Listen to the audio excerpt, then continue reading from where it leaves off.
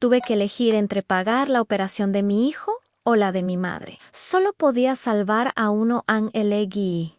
Y nunca se lo he dicho a nadie. Hay cosas que uno guarda tan hondo que ya no sabe si las recuerda o si simplemente las carga como se carga una piedra dentro del pecho sin haberla puesto ahí a propósito. No sé si esto que voy a escribir me va a liberar o me va a hundir más, solo sé Q.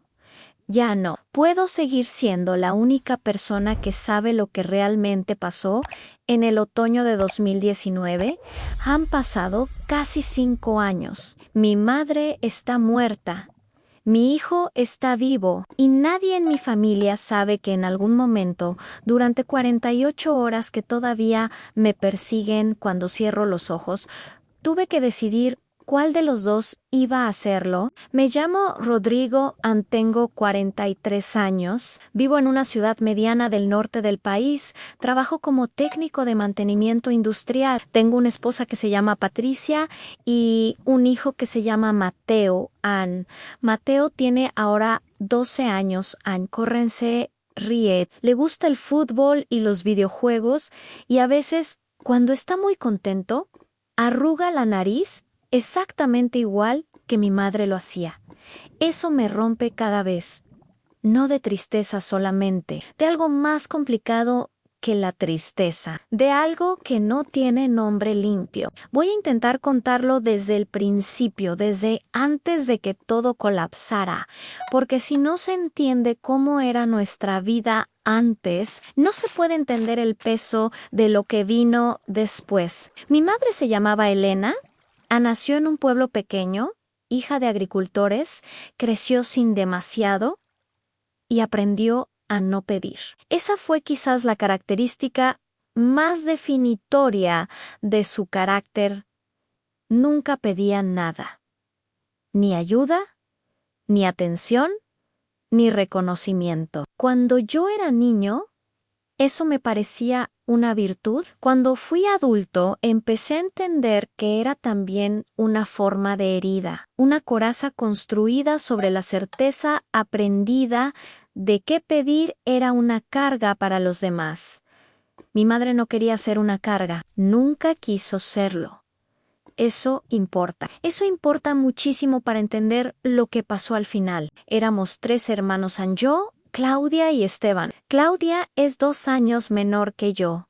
Vive en otra ciudad con su marido y sus hijas gemelas. Esteban es el menor, 5 años menos que yo.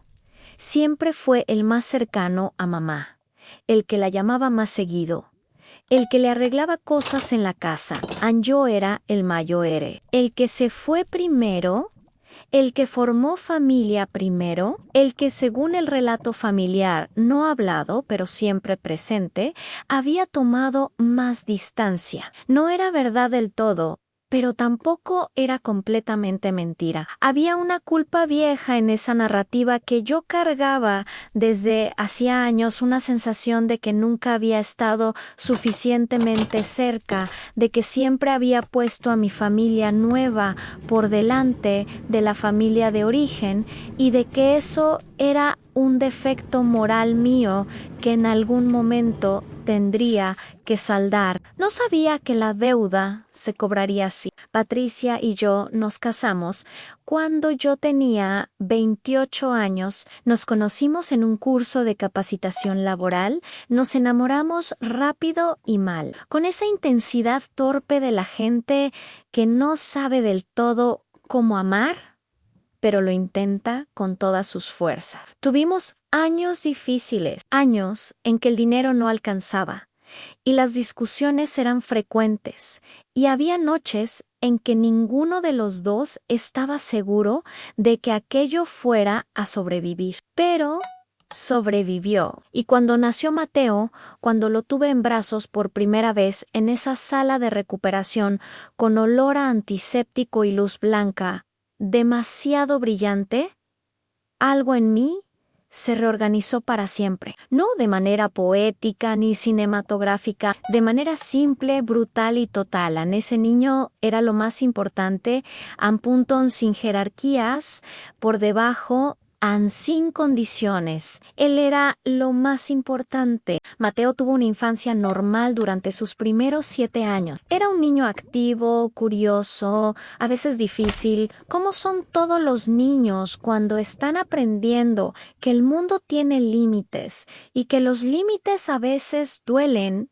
Le gustaba dibujar, le gustaba el fútbol, le gustaba que yo le leyera antes de dormir, aunque ya sabía leer solo.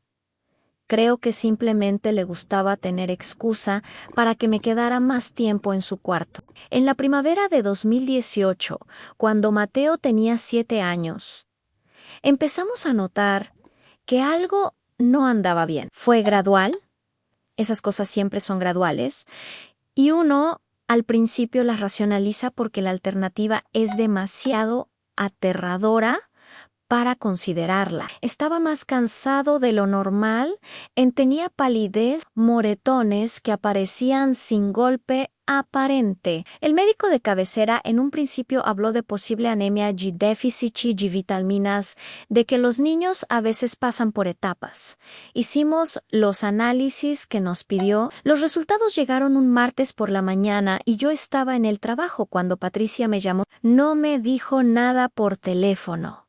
Solo me dijo que viniera. Cuando alguien que normalmente te cuenta todo por teléfono te dice, solo ven, ya sabes que lo que viene no cabe en una llamada. Leucemia linfoblástica aguda y 6 palabras. Las escuché de labios de un oncólogo pediatra que hablaba con esa calma entrenada que tiene la gente que lleva años dando. Noticias que destrozan vidas y durante los primeros segundos no aterrizaron.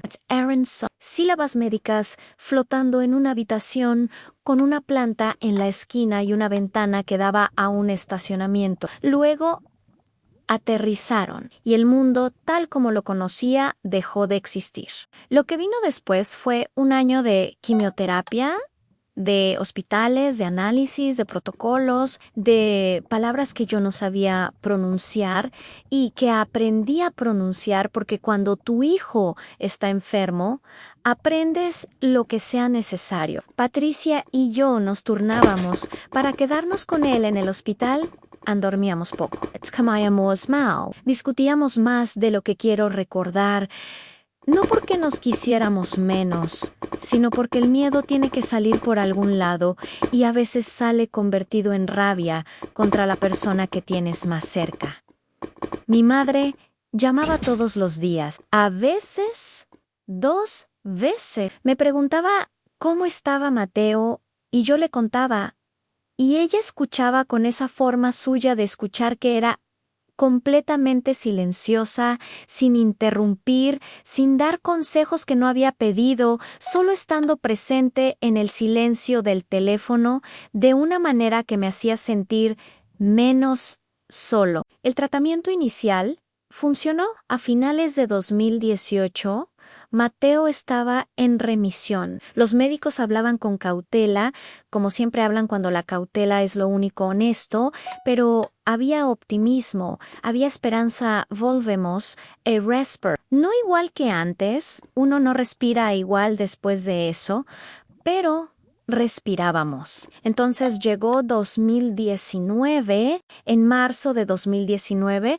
durante una revisión de rutina, encontraron que la leucemia había recaído. No estoy seguro de tener palabras para describir lo que es escuchar eso. Hay un momento en que creíste que lo peor había pasado, en que te permitiste creer que tu hijo iba a estar bien, en que empezaste a reconstruir algo que se parecía a la normalidad y luego te dicen que no, que el monstruo volvió, que ahora hay que pelear de nuevo, pero más fuerte, y que las opciones son más invasivas y más costosas y más inciertas. El equipo médico nos habló de un trasplante de médula ósea. Era el camino más viable para una remisión duradera. Era también el más caro. Nos explicaron los costos con esa delicadeza incómoda que tiene la gente que sabe que está hablando de dinero cuando debería estar hablando de vida. El seguro médico que teníamos cubría una parte, solo una parte. El resto había que cubrirlo de otro modo, y la suma que quedaba descubierta era de una magnitud que yo no había visto junta nunca en mi vida. Empezamos a movernos, vendimos el coche, pedí un préstamo en el banco. Mi suegro nos dio lo que pudo. Claudia y Esteban contribuyeron dentro de sus posibilidades. Íbamos reuniendo lentamente, dolorosamente, con la desesperación constante de quien sabe que el tiempo también es parte de la ecuación. Íbamos reuniendo en julio de 2019, cuando mi madre me llamó con una voz que no era su voz normal. Mi madre tenía 67 años. Era una mujer que nunca había estado enferma de nada grave. O al menos, eso creíamos, porque mi madre tampoco era de las que contaban cuando algo les dolía. Llevaba meses con molestias abdominales que atribuía al estrés, a la comida, a cualquier cosa que no fuera lo que terminó siendo. Cuando por fin fue al médico, ya era tarde para que fuera temprano en cáncer de colon. Estadio 3, con posible extensión a, necesitaba cirugía. Necesitaba cirugía pronto. Recuerdo que cuando me lo dijo por teléfono, yo estaba sentado en el borde de la bañera de nuestro baño porque era el único lugar de la casa donde podía estar. Solo Mateo dormía. Patricia estaba en el salón y yo escuché a mi madre explicarme con esa voz suya tan controlada, tan deliberadamente tranquila, que tenía cáncer y que iba a necesitar una operación y que el médico decía que había que hacerla cuanto antes y que el costo era considerable y que ella ya había estado mirando opciones y que quería que yo supiera porque era el mayo R y quería que yo supiera. No recuerdo exactamente lo que le dije. Recuerdo que intenté sonar fuerte. Recuerdo que le dije que no se preocupara, que íbamos a resolver esto, que estábamos todos. Recuerdo que cuando colgué me quedé sentado en el borde de esa bañera durante un tiempo que no puedo calcular, mirando el suelo de azulejos blancos, haciendo mentalmente una suma que ya sabía cuánto daba antes de terminar de hacerla. Los ahorros que habíamos reunido, que habían sido pensados para el trasplante de Mateo, no alcanzaban para cubrir también la operación de mi madre. No alcanzaban para las dos cosas. Podían alcanzar para una, solo para una. Eso fue lo que supe en ese baño, sentado sobre el frío del borde de la bañera, a las 11:30 de una noche de julio que olía a verano y a jabón de lavanda y a la normalidad doméstica de una vida que en ese momento sentía completamente irreal. Supe que había una elección que era mía, y que no había ninguna respuesta correcta. Solo dos formas distintas de romperse. Quiero ser honesto sobre lo que pasó en las horas y días siguientes, aunque ser honesto sobre eso es una de las cosas más difíciles que he intentado hacer en mi vida, porque la narrativa cómoda sería decir que sufrí enormemente y que no sabía qué hacer y que la decisión me cayó encima sin que yo la buscara. Y parte de eso es verdad, pero otra parte, la parte que más me avergüenza, es que hubo momentos en que mi mente fue fría, calculadora, clínica, momentos en que yo, que me considero un buen hombre, un hombre que quiere a su madre, me encontré haciendo una aritmética que me resulta repugnante recordar. Mateo tiene 7 años. Mi madre tiene 67. Mateo tiene toda la vida por delante. Mi madre ha vivido la suya. Sin el trasplante, los médicos hablaban de una probabilidad de supervivencia a 5 años menor del 20%. Con él, mayo R del 60. Mi madre, con la cirugía, tenía una probabilidad razonable de sobrevivir y de tener años más sin. La cirugía, el pronóstico era sombrío, pero no inmediato. Había opciones paliativas, había tiempo aunque fuera tiempo prestado. Yo me odio por haber pensado en términos de años de vida restantes.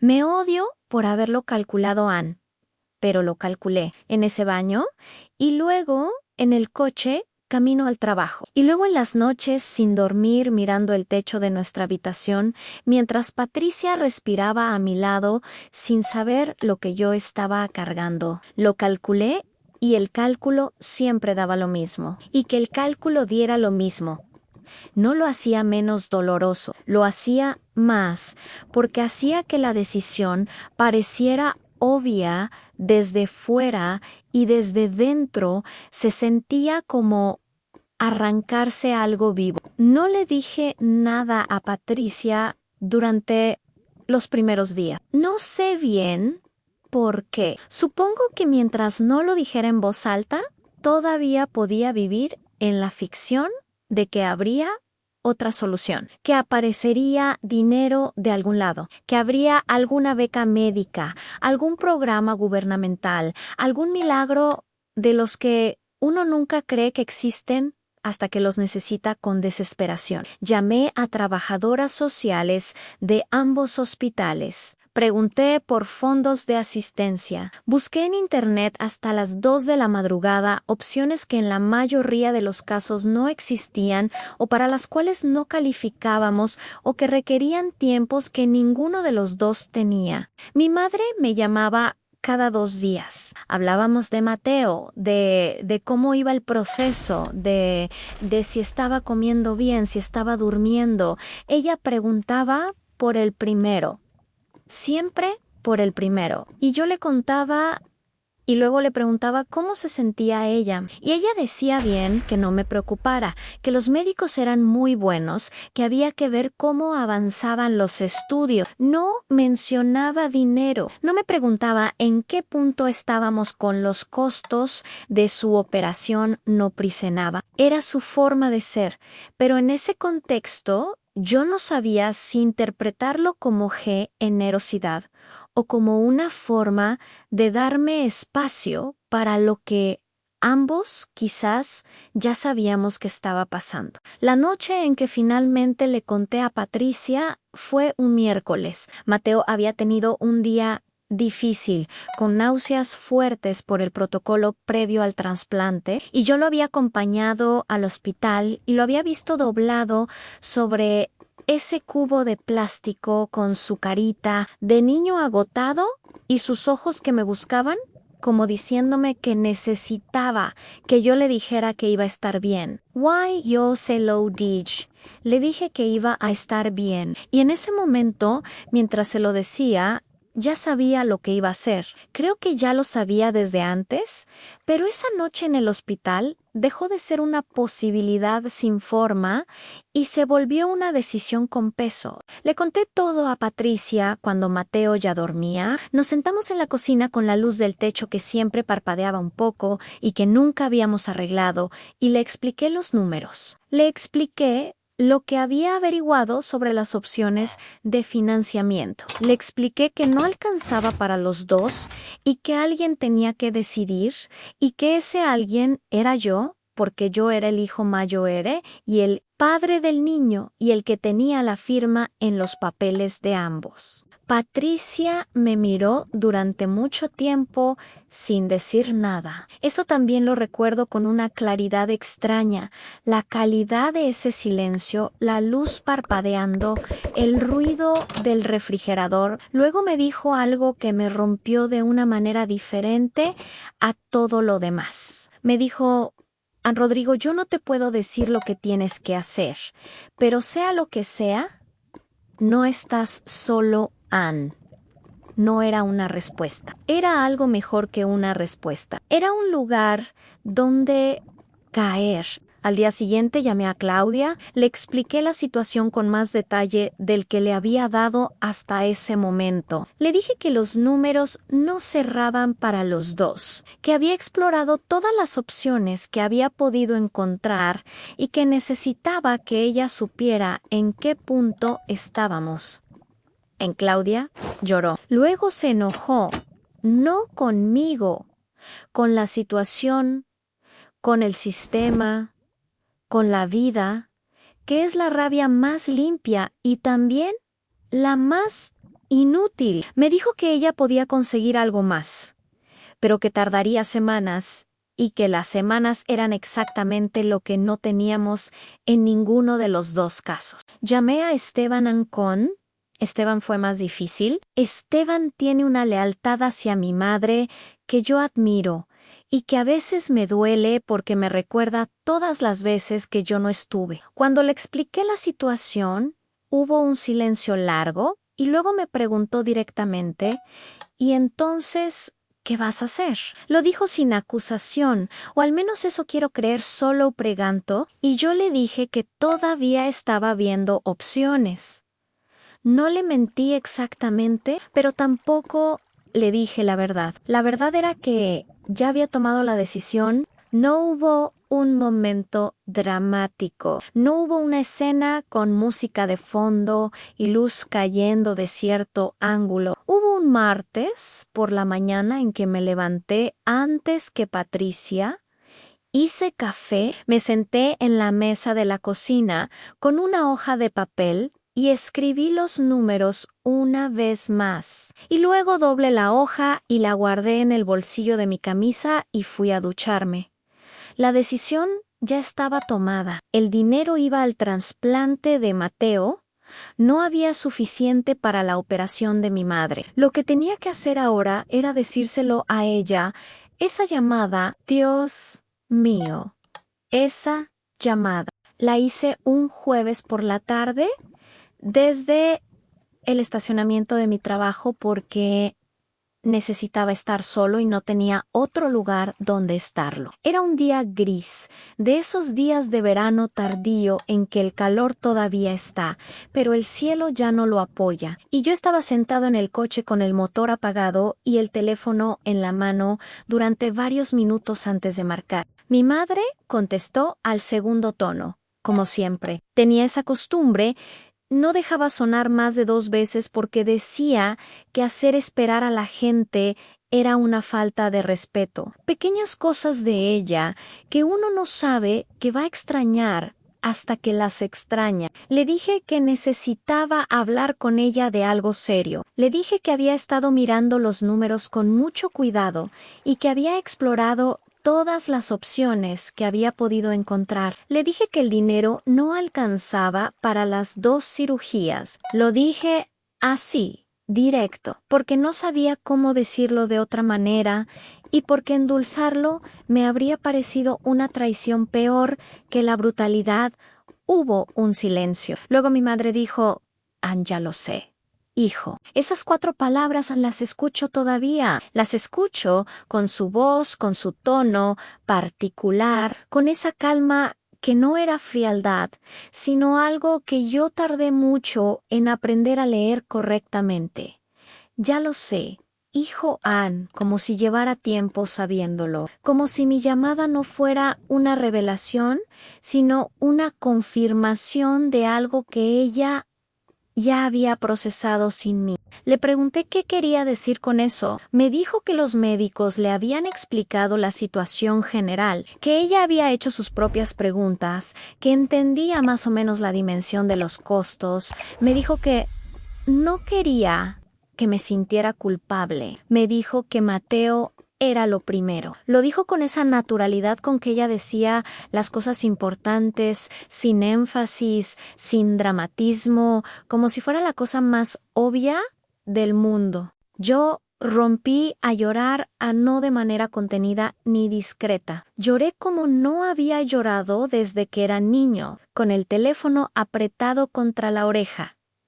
Solo en ese coche, en ese estacionamiento gris, mientras mi madre esperaba al otro lado de la línea y no decía nada, solo estaba, solo respiraba, solo me dejaba llorar. Cuando me calmé, me dijo que me quería, me dijo que Mateo era la persona más importante en mi vida y que eso no era un defecto, sino exactamente como debía ser. Me dijo que ella había tenido una buena vida. Lo dijo sin amargura, y eso era lo que más me destrozaba, que no había amargura, que era una declaración sin resentimiento que venía de algún lugar en ella donde ya había hecho las paces con algo que yo todavía no podía ni mirar de frente. Colgamos. Yo me quedé en el coche otro rato largo. Luego volví al trabajo y terminé mi turno y manejé a casa y cené con Patricia y Mateo y ayudé a Mateo con la tarea y lo bañé y le leí esa noche aunque estaba agotado y en ningún momento de esa noche normal Patricia supo lo que yo cargaba, Nady lo supo. Yo lo cargué solo y pensé con la ilusión que tiene la gente cuando no sabe lo que viene, que lo cargaría así para siempre en adentro, silencioso, mío. El trasplante de Mateo se realizó en septiembre de 2019. Fue un proceso largo y complicado y lleno de momentos en que el miedo era tan físico que lo sentía como presión en el pecho, como si alguien tuviera una mano apoyada ahí y de vez en cuando apretara solo para recordarme que seguía ahí, pero funcionó. El injerto prendió. Los médicos hablaban con más optimismo del que habíamos escuchado en mucho tiempo. Mateo, con esa resiliencia extraña que tienen los niños y que a los adultos nos parece casi sobrenatural, empezó a recuperarse. Durante esas semanas, mi madre estaba comenzando tratamiento paliativo. Habíamos tenido esa conversación, ella y yo, la de qué hacer con el tiempo que tuviera. Los médicos habían sido honestos con ella sobre el pronóstico sin cirugía. No era una sentencia inmediata, pero tampoco era esperanzador. Había meses, quizás un año, con suerte y buen tratamiento paliativo. Quizás algo más a mi madre lo había escuchado con esa actitud suya de escuchar los hechos sin dramatizarlos, y luego había dicho que quería pasar ese tiempo lo más cómoda posible y lo más cerca de su gente. Se vino a vivir con nosotros en octubre. Eso fue idea mía. Patricia lo aceptó sin dudarlo, y eso es una cosa que le debo a Patricia que nunca le he dicho con suficientes palabras. Nunca, ni una sola vez, hizo que yo sintiera que traer a mi madre a casa era una carga o una intrusión. La limpió su habitación, la decoró con cosas que sabía que a mamá le gustaban. Le compró esas galletas de mantequilla que a ella le encantaban y que no eran fáciles de encontrar. Patricia cuidó a mi madre con una generosidad que me partía el corazón todos los días porque yo sabía, y Patricia no sabía que yo sabía, que una parte de ese cuidado era también una forma de saldar una deuda que ella tampoco había pedido cargar. Vivir con mi madre en esos meses fue una experiencia que no sé cómo categorizar. Fue terrible y fue hermosa y fue llena de cosas pequeñas que ahora son lo que más recuerdo. El olor de su perfume mezclado con el olor a medicamentos, la forma en que veía la televisión con el volumen más alto de lo necesario y nunca admitía que le costaba escuchar. Las tardes en que Mateo, ya recuperándose, se sentaba con ella en el sofá y ella le contaba historias de cuando yo era niño y Mateo se reía con esa risa suya que es toda la prueba que necesito de que el mundo vale la pena. Había momentos en que ella y yo nos quedábamos solos y hablábamos, no siempre de cosas importantes, a veces de nada, del tiempo, de lo que había hecho ese día, de si le había gustado la comida, pero había una corriente por debajo de esas conversaciones, algo no dicho que los dos sentíamos y que ninguno de los dos nombraba directamente.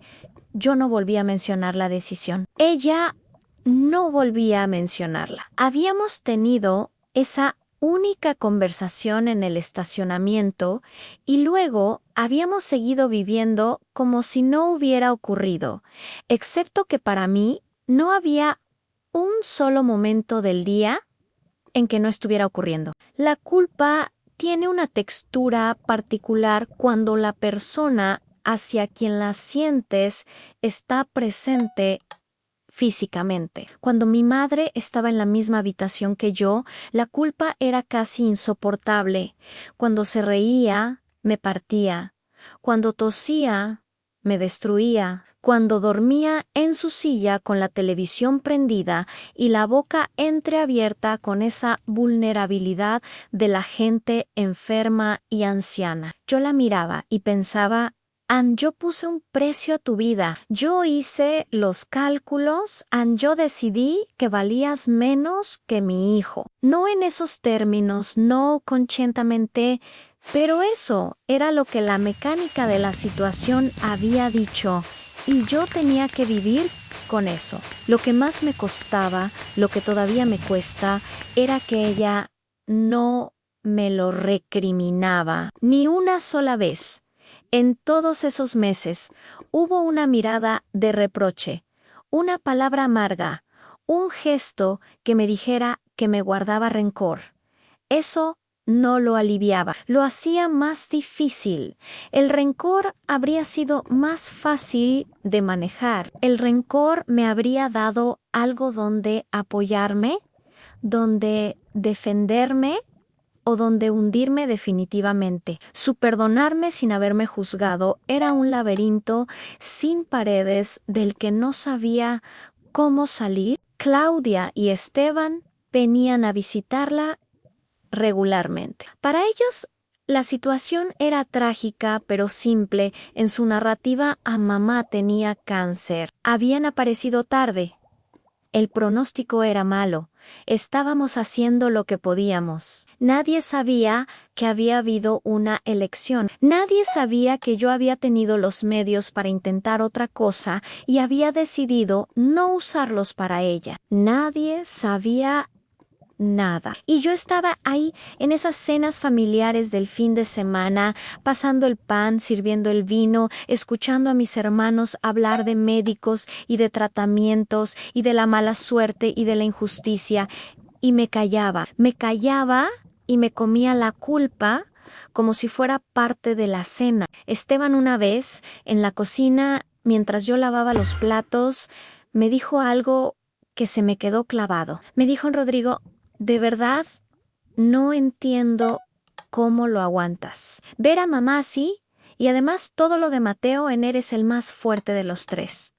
Lo dijo con admiración genuina, con ese cariño de hermano menor, que mira al Mayo Ere con una cierta mitología que el Mayo Ere sabe que no merece, y yo le dije: gracias, que uno hace lo que puede, que no era fortaleza sino necesidad. Esas cosas que se dicen, y no le dije lo que yo sabía, en que lo que él llamaba fortaleza era solo la arquitectura exterior de algo que por dentro estaba completamente podrido. Mi madre murió en febrero de 2020, fue un martes. Temprano en la mañana, cuando el cielo todavía estaba oscuro y la casa olía a café, porque Patricia había madrugado. Yo estaba con ella cuando pasó. Habíamos pasado la noche turnándonos para quedarnos en su cuarto, porque los últimos días había sido evidente que se acercaba. Tenía la mano pequeña y tibia entre las mías, una mano que me había sostenido siendo yo niño y que yo sostenía ahora, y en algún momento su respiración cambió y luego se hizo más lenta y luego se detuvo así, sin drama, como ella habría querido. Lloré mucho esos días, lloré en el funeral y lloré en privado y lloré una noche de manera completamente descontrolada bajo la ducha con el agua fría, porque no podía parar y necesitaba que el frío me anclara al presente. Pero dentro del duelo había capas que nadie veía. La culpa no se fue con la muerte. Ann se quedó, se depositó en algún lugar permanente y siguió ahí, sin moverse, sin menguar, sin dar señales de que fuera a desvanecerse con el tiempo, como la gente dice que pasa con las cosas difíciles. Mateo, en febrero de 2020, estaba haciéndolo bien. Los controles eran buenos. Los médicos hablaban de remisión sostenida, de que si los próximos meses seguían así, podíamos empezar a hablar de futuro con más confianza. Yo escuchaba esas noticias buenas con una mezcla de alivio y dolor que no sabía como integral. Cada noticia buena sobre Mateo era simultáneamente una validación de la decisión y una renovación de la culpa. Él estaba bien, porque yo había elegido que él estuviera bien, porque había habido una elección y yo la había hecho. Eso fue lo que cargué durante los siguientes años. Lo cargo todavía. Mateo tiene 12 años ahora, está en remisión completa, Ancorren se ríe. Arruga la nariz como su abuela. Va al colegio, tiene amigos, le gustan los videojuegos. El año pasado se enamoró por primera vez de una compañera y me lo contó con esa mezcla de vergüenza y orgullo que tiene la gente cuando está aprendiendo algo nuevo sobre sí misma. Es un niño completo, vivo, en proceso de convertirse en la persona que va a ser. Yo lo miro y pienso, tú no sabes lo que costaste. No en términos de dinero, en términos de otra vida. ¿Lo volvería a hacer? Esa es la pregunta que me hago en los peores momentos. Y la respuesta honesta, la que más me cuesta sostener, es que sí, lo volvería a hacer, elegiría a mi hijo. Eso no lo hace mejor, no me hace mejor a mi Han, solo lo hace verdad. Pero hay algo más que contar, algo que no supe hasta hace unos meses, algo que cambió todo lo que creía saber sobre lo que pasó en ese tiempo, algo que mi madre hizo y que yo no descubrí hasta que revisé unos papeles que su médico, ya jubilándose, me envió como parte del cierre del historial clínico. En diciembre del año pasado recibí un sobre. Venía del consultorio del doctor Menéndez, que había sido el oncólogo de mi madre y que se estaba retirando después de 30 años de práctica. Era el cierre formal del historial médico, documentos que como familiar directo yo tenía derecho a recibir, protocolos de fin de relación clínica. No esperaba nada relevante. Era papeleo. Lo abrí en la mesa de la cocina una tarde cualquiera, con una taza de café enfriándose al lado, con Mateo haciendo tarea en su cuarto y Patricia en el trabajo. Entre los documentos había una copia de algo que se llama formulario de renuncia voluntaria a tratamiento. Es el documento que firma un paciente cuando, estando en plenas facultades mentales y debidamente informado, decide rechazar un tratamiento disponible. Lo había firmado mi madre el 3 de agosto de 2019. El 3 de agosto de 2019, 2 días antes de mi llamada desde el estacionamiento. Me quedé mirando ese papel durante un tiempo que no sé calcular. Leí las letras de su nombre, su firma pequeña y cuidadosa, igual a como firmaba siempre, las iniciales M de Elena Morales, y luego leí las notas clínicas adjuntas que el médico había incluido por razones que supongo tenían que ver con completitud del expediente o con alguna obligación burocrática o quizás, pienso ahora, con algo más que eso.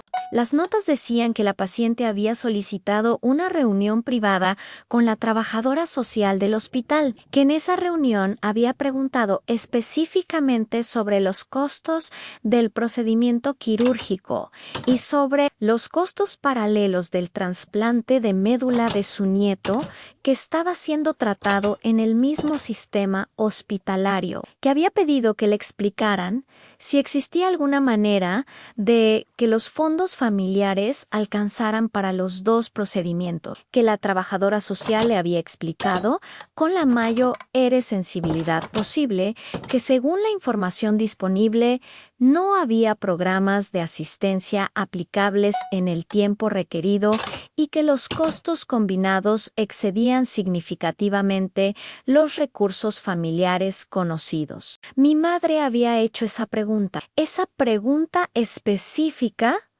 antes de que yo se la hiciera a nadie, antes de que yo le dijera que los números no cerraban, antes de mi llamada, desde el estacionamiento donde me destrocé, mientras ella esperaba al otro lado de la línea con esa calma que yo no entendía. Ella ya sabía la respuesta. La nota continuaba que, tras recibir esa información, la paciente había solicitado hablar con el médico tratante, que en esa conversación había expresado que, dado el pronóstico y las circunstancias, deseaba renunciar a la cirugía, que el médico le había explicado las implicaciones de esa decisión con todo el detalle requerido, que la paciente había demostrado comprensión completa, que había firmado el formulario correspondiente en presencia de 2 testigos, que había expresado que era su voluntad libre e informada, que no quería que se hicieran esfuerzos adicionales por convencerla de lo contrario. Y había una última línea en las notas de la trabajadora social,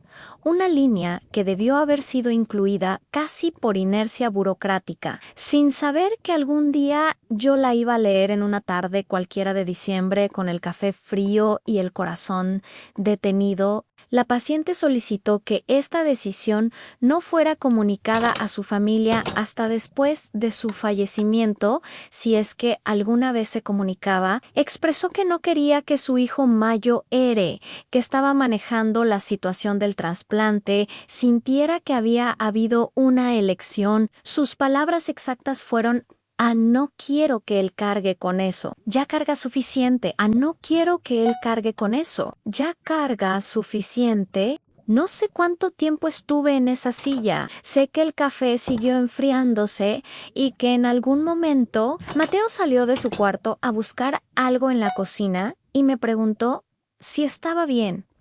Y yo le dije que sí, que solo estaba cansado, y él aceptó eso con la confianza de los niños que todavía creen que sus padres tienen siempre algún sentido, aunque estén tristes. Anne se volvió a su cuarto. Yo me quedé con ese papel en las manos. Mi madre había tomado la decisión antes que yo. No había esperado a mi llamada. No había esperado a que yo hiciera los cálculos y llegara a ella con la noticia terrible. Ella había llegado primero, había hecho sus propias averiguaciones, había obtenido su propia información, había evaluado la situación con toda la lucidez que siempre la caracterizó, y había decidido Anne Solán sin contármelo, sin pedirme permiso, sin darme la oportunidad de cargar con la culpa que de todas formas terminé cargando. Cuando yo la llamé desde ese estacionamiento, creyendo que iba a destrozarla con la noticia de que no había dinero para su operación, ella ya lo sabía. Cuando dijo: "Ya lo sé, hijo", no era resignación, era la respuesta de una persona que había tomado la iniciativa y que estaba esperando que yo alcanzara a llegar a donde ella ya estaba. Cuando me dijo que no quería que me sintiera culpable, no era generosidad ante la situación, era algo más profundo, era el intento de evitar que yo supiera que había habido una decisión que era suya y que ella ya la había tomado. Nunca me dejó elegir. Pensé que había elegido durante 5 años. Pensé que era el hombre que había hecho los cálculos fríos y había puesto a su hijo por delante de su madre. Pensé que era el hombre que había tenido que vivir con esa culpa. Y era verdad que había hecho los cálculos. Era verdad que había tomado la decisión en mi mente. Pero mi madre me había quitado la posibilidad de que esa decisión fuera realmente mía. Había firmado su propia renuncia antes de que yo tuviera la oportunidad de renunciar a ella. Eso me libera de la culpa. No funciona así. Yo había hecho la elección en mi mente, la había hecho con frialdad, con aritmética, con esa lógica brutal que me sigue avergonzando. Que mi madre haya llegado a la misma conclusión antes que yo no borra que yo estuve dispuesto a llegar ahí. No borra los cálculos, no borra las noches mirando el techo. No me convierte en mejor persona de lo que era, pero cambia algo. Cambia la historia que me contaba a mí mismo. Cambia la imagen de mi parado en ese estacionamiento con el teléfono, destrozándola con la noticia de que no había dinero. Resulta que en ese momento yo era el que llegaba tarde, el que pensaba que estaba siendo el portador de la tragedia, cuando en realidad mi madre ya estaba del otro lado esperándome. Ya había cruzado ese puente sola, en silencio, con toda la dignidad que la caracterizó toda su vida. Pienso en ella sentada en ese consultorio con la trabajadora social. Pienso en ella haciendo esas preguntas con su voz tranquila, pidiéndole a alguien que le explicara los números que ella ya probablemente intuía. Pienso en ella escuchando la confirmación de lo que ya sospechaba y luego pidiendo hablar con el médico. Y firmando ese papel y diciendo no quiero que él cargue con eso. Y pienso en toda la capacidad de amor que hay en ese acto, en la enormidad de lo que hizo, en la soledad con que lo hizo. Mi madre murió protegiéndome. Eso es lo que no supe durante 5 años. Eso es lo que sé ahora. Le cuento esto a mis hermanos. No sé, he estado pensando en eso desde que encontré los papeles y todavía no tengo respuesta. Esteban, que la quería tanto, que visitaba tanto más que yo, ¿necesita saber esto? ¿Le haría bien saberlo o solo añadiría una capa de dolor a un duelo que ya está procesado? Claudia, que siempre fue la más emotiva de los tres, podría manejar la dimensión de lo que esto significa. Why Patricia? Patricia, que cuidó a mi madre con una generosidad que todavía me conmueve. Patricia, que nunca supo que yo había cargado con una culpa que ni siquiera era completamente mía. Patricia, que dormía a mi lado en todas esas noches en que yo miraba el techo y que no sabía lo que yo miraba. ¿Se lo cuento? Le digo todo esto que acabo de escribir aquí para personas que no me conocen, en un foro de internet antes de decírselo a ella. Probablemente sí, probablemente este texto es un ensayo, un lugar donde decirlo por primera vez en voz alta, aunque sea en letras, antes de encontrar las palabras para decírselo a ella. Mateo no lo sabrá.